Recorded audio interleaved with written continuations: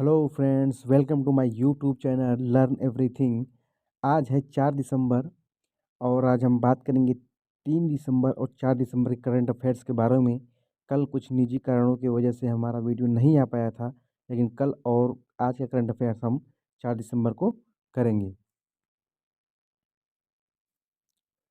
अगर ये वीडियो आपको पसंद आता है तो वीडियो को लाइक कीजिए और चैनल को सब्सक्राइब कीजिए और बेल आइकन को प्रेस करना न भूलिए, जिससे कि डेली करंट अफेयर्स की नोटिफिकेशन जो है आपको मिलती रहें।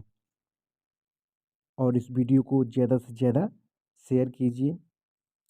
तो आइए चलते हैं हम आज के अपने पहले क्वेश्चन की तरफ। हमारा पहला क्वेश्चन है,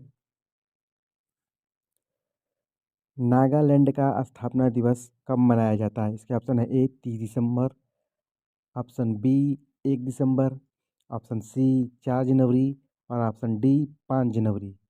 तो जो इसका सही आंसर है वह है ऑप्शन बी 1 दिसंबर। नागालैंड का स्थापना दिवस जो है वो 1 दिसंबर को मनाया जाता है। ठीक है। नागालैंड 1 दिसंबर 1963 को कब 1 दिसंबर 1963 को भारतीय संघ का 16वां राज्य बना था। कौन सा राज्य बना था? 16वां राज्य बना था। और नागालैंड को पूर्व का स्विट्जरलैंड भी कहा जाता है। ठीक है। तो नागालैंड को पूर्व का स्विट्जरलैंड कहा जाता है। इसकी राजधानी कहाँ पे है? कोहिमा है। इसके जो वर्तमान मुख्यमंत्री हैं वह है नेफ्यू रियो। राज्यपाल जो है वो जगदीश मुखी। जगदीश मुखी जो है वो असम के राज्यपाल हैं और इन्होंने अभी एडिशनल राज्यपाल का पद जो है वो नागालैंड में संभाला हुआ है। और नागालैंड में लोकसभा और राज्यसभा की जो सीटें हैं वो एक एक है और विधानसभा की सीट कितनी है? 60 है। तो आइए चलते हैं आज के अपने अगले क्वेश्चन की तरफ। हमारा अगला क्वेश्चन है, तेलंगाना में डॉक्टर बनने वाली पहली किन्नर कौन है? इसके ऑप्शन है ए प्राची राठौर, ऑप्शन बी रथ जानपाल, ऑप्शन सी उपयुक्त दोनों और ऑप्शन डी इनमें से कोई नहीं। तो जो इसका सही आंसर है वह है आंसर सी उपयुक्त दोनों। प्राची राठौर और रथ जनपाल, ये दोनों तेलंगाना में जो है डॉक्टर बनने वाली पहली किन्नर है। मतलब एक साथ ही ये डॉक्टर बनी है। और ये दोनों जो है वो उस्मानिया जनरल अस्पताल में, कहाँ पे? उस्मानिया जनरल अस्पताल में ये चिकित्सा अधिकारी के रूप में नियुक्त हुई हैं। हमारा अगला क्वेश्चन है, कहाँ पर 10 दिवसीय हार्निवल महोत्सव शुरू हुआ है? इसके ऑप्शन है A Himachal Pradesh, option B Nagaland, option C Arunachal Pradesh और ऑप्शन डी मणिपुर। तो जो इसका सही आंसर है वो है ऑप्शन बी नागालैंड में। तो ये हॉर्निवल महोत्सव कहाँ मनाया जाता है? ये नागालैंड में मनाया जाता है। ये एक 10 दिवसीय महोत्सव है। ठीक है। तो अभी मणिपुर में हाल ही में एक महोत्सव मनाया गया है, उसका नाम है संगाई महोत्सव। कौन सा महोत्सव नाम है? संगाई महोत्सव। संगाई महोत्सव। ठीक है। तो ये मणिपुर में मनाया गया है। आइए चलते हैं अपने आज के अगले क्वेश्चन की तरफ। हमारा अगला क्वेश्चन है, केंद्र सरकार के वायु गुणवत्ता प्रबंधन आयोग ने कब तक राष्ट्रीय राजधानी क्षेत्र से डीजल वाहन हटाने का आदेश दिया है?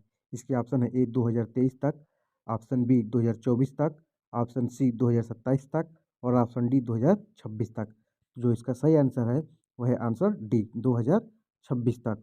केंद्र सरकार ने जो है केंद्र सरकार के वायु गुणवत्ता प्रबंधन आयोग ने 2026 तक राष्ट्रीय राजधानी क्षेत्र मतलब कि एनसीआर, जो आप सुनते हैं ना, एनसीआर नेशनल कैपिटल रीजन से डीजल वाहन को हटाने का आदेश दिया है विभिन्न राज्यों को। जैसे उसमें कुछ उत्तर प्रदेश के भी राज्य हैं, कुछ उत्तर प्रदेश के भी स्थान हैं, कुछ हरियाणा के भी स्थान हैं। तो वहाँ सबसे डीजल वाहनों को हटाने का आदेश दिया गया है 2026 तक। तो आइए चलते हैं अपने अगले क्वेश्चन की तरफ। हमारा अगला क्वेश्चन है, नए राजस्व सचिव के रूप में किसे नियुक्त किया गया है? इसके ऑप्शन है ए Ruchira Kamboj, option B Prashant Kumar, option C Tarun Bajaj और ऑप्शन डी संजय मल्होत्रा।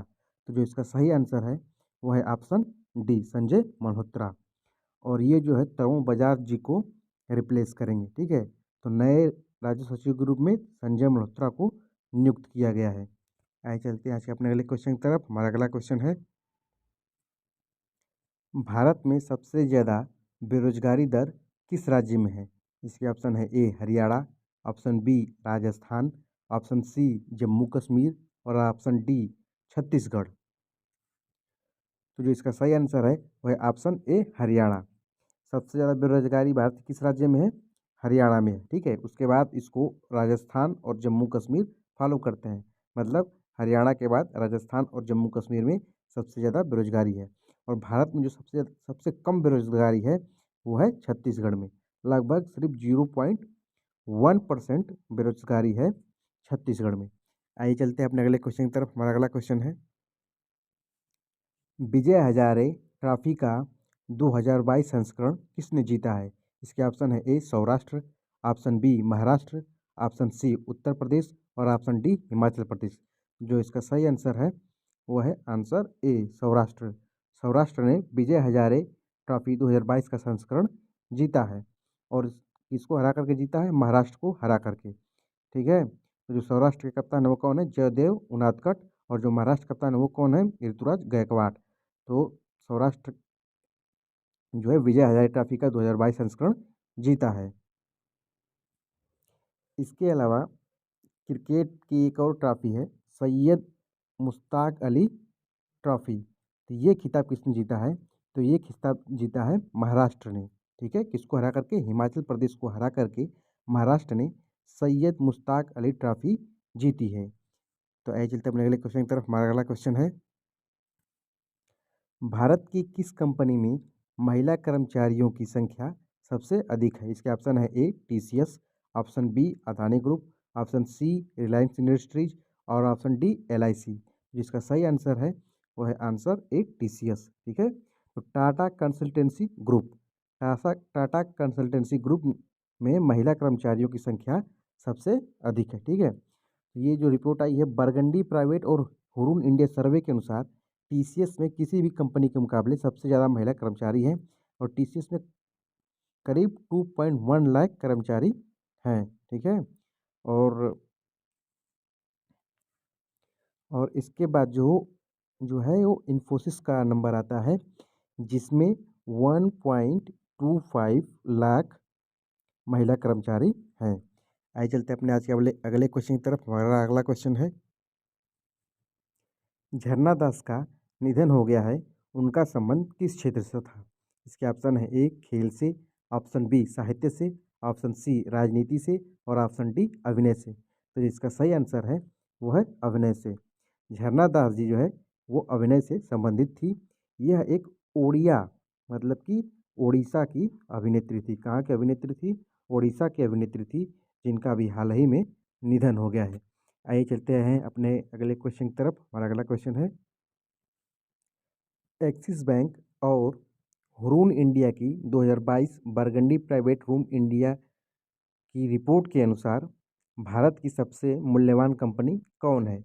इसके ऑप्शन है A TCS, option B Adani group और ऑप्शन सी रिलायंस इंडस्ट्रीज। जो इसका सही आंसर है वो है C Reliance industries. Reliance industries जो है वो भारत की सबसे मूल्यवान कंपनी है। आइए चलते हैं अगले क्वेश्चन की तरफ। हमारा अगला क्वेश्चन है, भारत में लिवलीहुड के अनुसार सबसे महंगा शहर कौन सा है?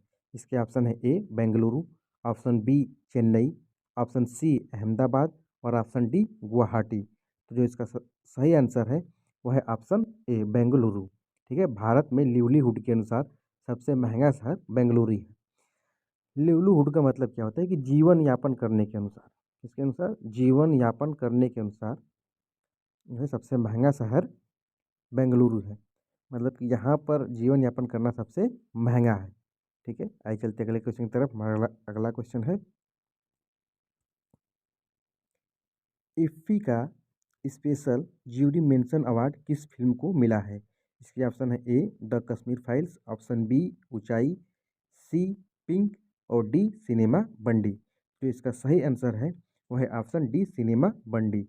सिनेमा बंडी को इफ्फी का स्पेशल ज्यूरी मेंशन अवार्ड मिला है। हमारा अगला क्वेश्चन है, वर्ष 2023 के लिए वासेनार व्यवस्था की अध्यक्षता किसने ग्रहण की है? इसके ऑप्शन है ए अमेरिका, ऑप्शन बी चीन, ऑप्शन सी भारत और ऑप्शन डी पाकिस्तान। तो जो इसका सही आंसर है वो है ऑप्शन सी भारत। भारत ने वर्ष 2023 के लिए वासेनार व्यवस्था की अध्यक्षता ग्रहण की है। ये वासेनार व्यवस्था के बारे में जान लेते हैं। वासेनार व्यवस्था क्षेत्रीय और अंतर्राष्ट्रीय सुरक्षा और नियंत्रण, ठीक है, निर्यात नियंत्रण संबंधित तंत्र है। इसका मकसद जो है वो परंपरागत हथियारों और दोहरे उपयोग वाली वस्तुओं और प्रौद्योगिकी के निर्यात पर नियंत्रण रखना है। ठीक है, तो सब मिलाकर के ये एक व्यापार से संबंधित जो है ठीक है, वासेनार व्यवस्था। और इसकी अध्यक्षता जो है वो भारत करेगा वर्ष 2023 के लिए। ठीक है, और वियना में पूर्ण सत्र की बैठक में आयरलैंड के राजदूत ने भारतीय राजदूत जयदीप मजुमदार को, किसको, जयदीप मजुमदार को इसकी अध्यक्षता सौंपी है। ठीक है, और भारत की जो अध्यक्षता है इस व्यवस्था के लिए वो 1 जनवरी से शुरू होगी। ठीक, भारत वासेनार व्यवस्था में 8 दिसंबर 2017 को 42वें हिस्सेदार देश के रूप में शामिल हुआ था। ये भी एक इम्पोर्टेंट चीज़ है, इसको याद रखने की ज़रूरत है। आइए चलते अपने अगले क्वेश्चन की तरफ। हमारा अगला क्वेश्चन है, किस हेलीकॉप्टर को भारतीय तटरक्षक बल में शामिल किया गया है? इसके ऑप्शन है ए एल एच एम के third, B L H M के सेकेंड, ऑप्शन सी उपयुक्त दोनों, और ऑप्शन डी इनमें से कोई नहीं। ठीक है, तो इसका सही आंसर है वो है ऑप्शन एल एच एम के थ्री। ठीक है, इसको अभी हाल ही में भारतीय तटरक्षक बल में, मतलब इंडियन कोस्ट गार्ड में शामिल किया गया है। हेलीकॉप्टर को हिंदुस्तान एरोनॉटिक्स लिमिटेड के द्वारा डेवलप किया गया है। ठीक है, यहाँ पे ALH का मतलब है एडवांस लाइट हेलीकॉप्टर। ठीक है, आइए चलते हैं अपने अगले क्वेश्चन की तरफ। हमारा अगला क्वेश्चन है, किस केंद्र शासित प्रदेश के 21 निर्जन द्वीपों के नाम भारत के सबसे बड़े वीरता पुरस्कार परमवीर चक्र से सम्मानित सैनिकों के नाम पर रखा गया है? इसके ऑप्शन है A Lakshadweep, option B Chandigarh, option C Andaman Nicobar, और ऑप्शन डी दिल्ली। तो इसका सही आंसर है वह ऑप्शन सी अंडमान निकोबार। ठीक है, आइए चलते हैं अपने अगले क्वेश्चन की तरफ।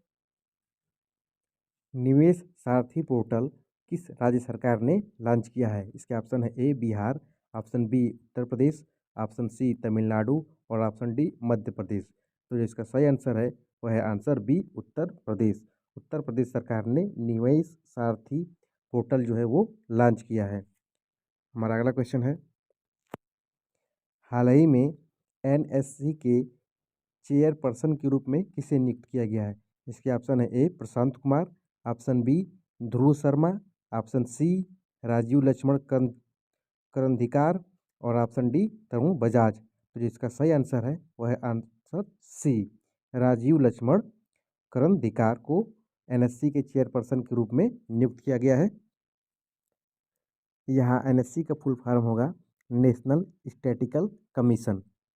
हमारा अगला क्वेश्चन है, हाल ही में चेन्नई सुपर किंग के बॉलिंग कोच के रूप में किसे नियुक्त किया गया है? इसके ऑप्शन है A Dwayne Bravo, option B Lakshmipathy Balaji, option C Dale Steyn, और ऑप्शन डी लसित मलिंगा। तो जिसका सही आंसर है वह है ऑप्शन ए ड्वेन ब्रावो।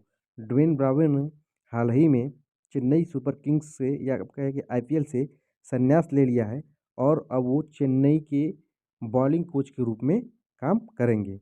और अगला क्वेश्चन है, सुंदर पिचई को किसके द्वारा पद्मश्री पुरस्कार दिया गया?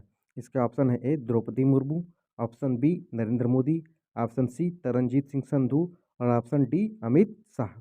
जो इसका सही आंसर है वो है ऑप्शन सी तरनजीत सिंह संधू को। तरनजीत सिंह संधू ने सुंदर पिचई को पद्मश्री अवार्ड जो है वो पुरस्कार किया है अमेरिका के सैन फ्रांसिस्को में। और ये जो है वहाँ के इस समय राजदूत हैं। कौन? तरनजीत सिंह संधू। आइए चलते हैं अगले क्वेश्चन की तरफ। हमारा अगला क्वेश्चन है, देश में वे स्वच्छ वायु सर्वेक्षण में 10 लाख से अधिक जनसंख्या वाले शहर में पहला स्थान किस शहर को प्राप्त हुआ है? इसके ऑप्शन है A Lucknow, option B Prayagraj, option C Varanasi, और ऑप्शन डी बेंगलुरु। जो इसका सही आंसर है वह आंसर ए लखनऊ। लखनऊ जो है वो 10 लाख से अधिक जनसंख्या वाले शहर में पहला स्थान जो है इसको प्राप्त हुआ है। इसके बाद प्रयागराज और वाराणसी को क्रमशः दूसरा और तीसरा स्थान प्राप्त हुआ है। ठीक है, आइए चलते हैं अपने अगले क्वेश्चन की तरफ। हमारा अगला क्वेश्चन है,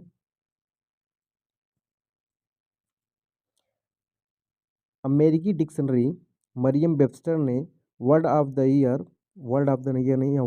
ईयर 2022 किस शब्द को बताया है? इसके ऑप्शन है A vax, option B vaccination, option C corona और ऑप्शन डी गैस लाइटिंग।